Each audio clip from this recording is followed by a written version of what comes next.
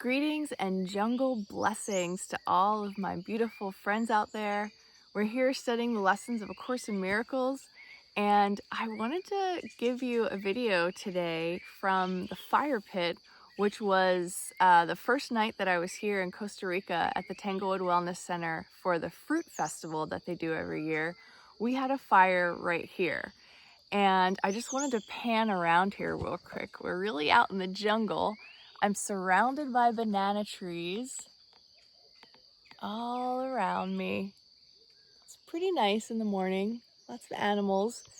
And then there's this tree that looks like really tall right there that has almost like a magnolia leaf thing going on. That is a jackfruit tree. And when we're done with the video, I'm gonna take you up to that one or another one and show you what jackfruit looks like as it's growing. And hopefully I'll get to have one harvested for me before I leave on Saturday so that I can have more of that delicious fruit.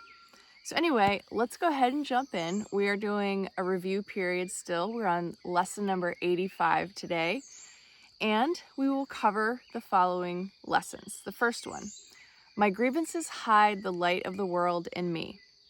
My grievances show me what is not there and hide me from what I would see. Recognizing this, what do I want my grievances for?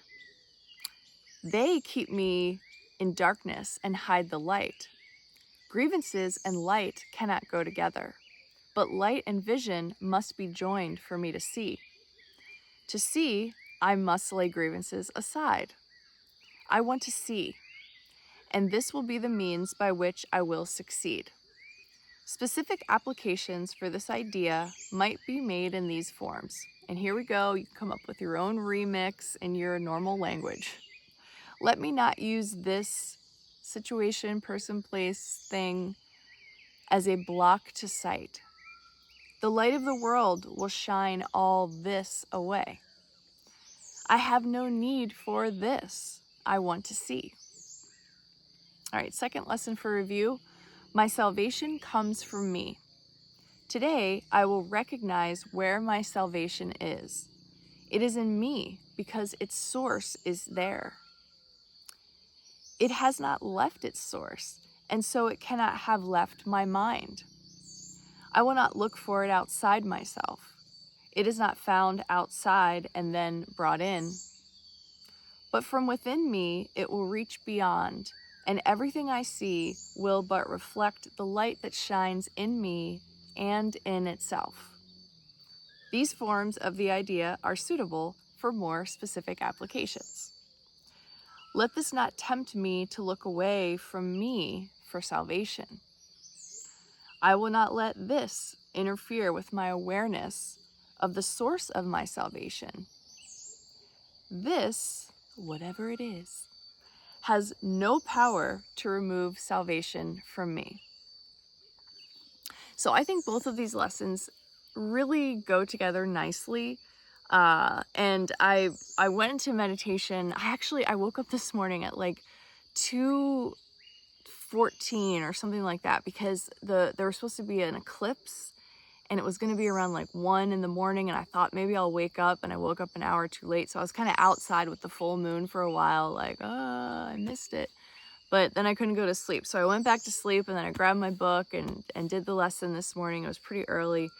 So the meditation that came, it wasn't like, there were no spaceships and Jesus wasn't like physically present there. But what came to me was the first one, my grievances hide the light of the world in me.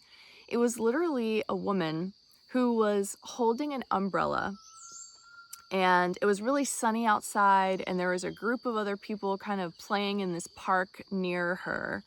And yet she's walking around with this umbrella, really wanting some sunlight. And so I walked up to her and I grabbed her arm and I showed her her hand holding the handle, and she looked a little confused. And then I slowly started to put the umbrella down. And then all of a sudden, everything became white, like as if the walls were painted white, the floor was white, everything was white, and there was just this massive emanating light around us both. I could almost not even see her. And so she realized, like, okay, this umbrella was keeping me from the light. And then we just kind of did one of those moments where I then took that hand, we put the umbrella down, I took that hand and put it on her heart, and we just stood there kind of with each other for a minute, heart to heart, engaging and telepathically communicating like these lessons. You know, the umbrella was your grievances hiding the light from you, and then your salvation comes from me. That was all that light that was everywhere. And so she was able to place her hand on her heart and kind of begin to get the understanding that it comes from within. So that was that. And I think that we're like, these points are being repeated on purpose so that we learn them. And it's, you've heard it enough, you know, but it's still, if you feel, and this is really personal for you, get into your practice, if you feel like you don't believe it, if you feel like you don't deserve salvation, or you're not worthy, or something's wrong, you know, that's an issue that you have to look at and deal with. But just know that it could be as easy as putting that umbrella down and looking at your hand and knowing that you're the one that's preventing the light from shining from you, from shining on you, and from sharing your love with the world. The ego also really wants us to believe that our personality, matrix, mask, identity needs to be protected so fiercely that it would be too much for other people to handle if you were to change. So don't forget that either. You're allowed to evolve into a more gentle, unconditionally loving, kind being at any time you want. You can totally do that. You don't have to play along in this like cynical world and pretend to be an asshole if you're really not. So, all right, that's it. That's lesson 85. Let's go look at some jackfruit. I will tell you, when I walk out here in the morning, it is like amazing. Oh, and by the way, I'm on day 3 of my refeed. I ate a bunch of papaya yesterday, small portions, 5 times a day. Today we're going to eat also small portions, but 4 times a day, and they're working us down throughout the 7-day week to less meal times and more portions, but we're still drinking our water. I drank 6 liters of water yesterday. Anyway, so I'm still keeping that up. Like, I'm never going to stop drinking tons and tons of water, because water is life. Water saves, water's everything. You know what? All right, we're going to walk under this jackfruit tree so you can kind of see it, but I don't know if you'll be able to actually see the fruit itself growing. I want you to see a good one. There's one a little bit further up that we have to walk and talk a little bit, but yeah, there's one up there. You can probably see it, but let's go up to this one. This is my favorite one. So as I walk down here, it's so peaceful. There's usually not a lot of people, especially now, because people are coming back from the fast and kind of taking it slow and not out here on these little walkways. You got to hike a little bit. But off on the hills over there, there's these white cows. They moo all the time. So that's really interesting to hear, like the monkey noises, the birds, and then cows mooing. It's like, you got everything here, I'm telling you. And then the mango trees, they're fruiting also. So here we go. Oh my God, I hope I don't step on anything. Look at this. Oh, there's a giant anthill. Look at that. Look at that giant fruit. This thing right here. Look at that. I would say that easily weighs like, I don't know, 30 pounds. And then, I don't know if you've ever seen jackfruit before. I opened one myself for the first time, I don't know, several months ago. And there's so much food inside there. And then it comes in little pods, and then they all have seeds. So you can put the seeds back in the ground and have yourself a little sustainable forest.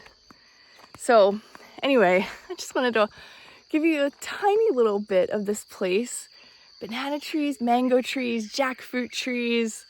There's a little tomato garden up there. It's just amazing. And I'm too bad we didn't see any monkeys this morning, but they're out here too.